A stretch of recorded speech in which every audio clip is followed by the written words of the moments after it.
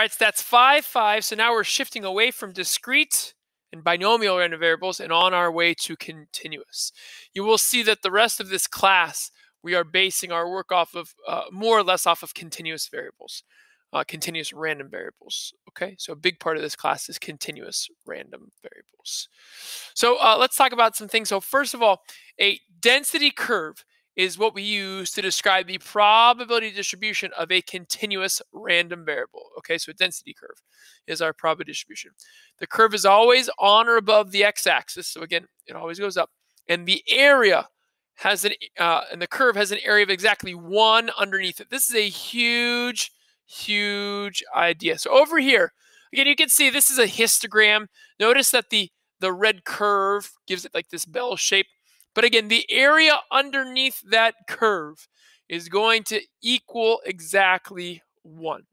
So when you're looking for the probability of a continuous random variable, the probability is going to be the area under the density curve and directly above the value of x on the horizontal axis that make up the event. Okay, so again, it's just the area under the curve.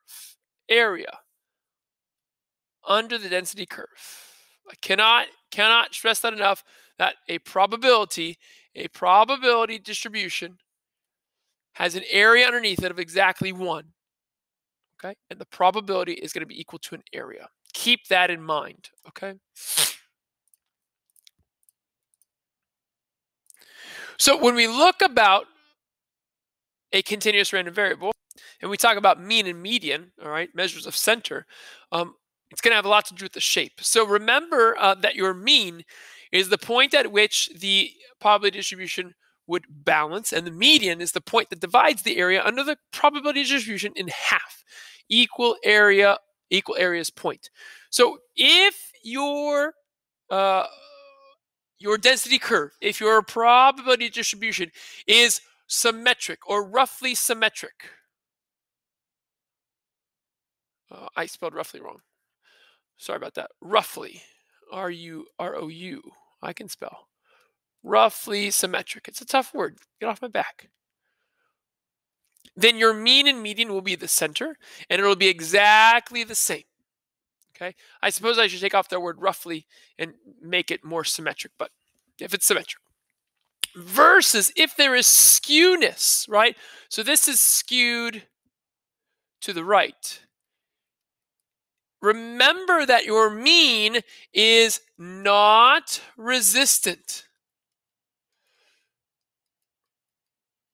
So because this graph is skewed to the right, notice that the mean is farther to the right than the median is. That's always going to happen. Again, the right tail is going to pull the mean to the right of the median. So be aware of that, that's how the mean and median interact based off of shape. Okay? All right. Here we go. Example 2. This should say example 1. Give me 1 second. Okay, example 1. What does the left skew do? The probability distribution of the continuous random variable is shown. Identify the location of the mean and median by letter. Justify your answer. So again, if you look here, I see a tail to the left. This probability distribution is skewed to the left, which means that the mean is going to be farther to the left than the median. Now, first of all, there's the peak here. C is not going to be used. If there is skewness, then the peak is not going to be the mean or the median. And again, if the mean is going to be farther to the left, that means that A must be the mean and B is going to be the median. So I will say that the mean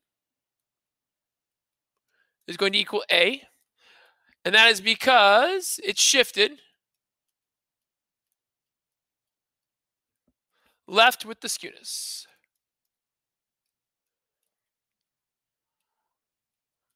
And then that means the median is going to be B. And again, I say because it's not the peak and it's shifted slightly left.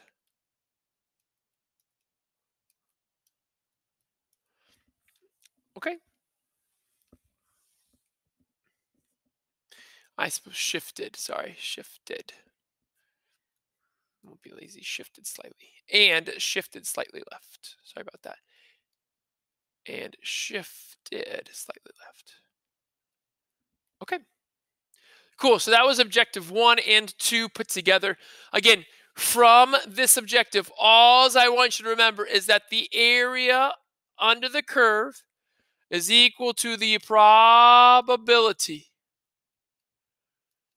And the total area is going to equal 1. Keep that in mind. Okay. All right, great. Next objective is coming. This is probably one of the most important videos you're going to watch this entire second quarter. So I will remind you that at the start of the next video, but make sure you pay extra close attention.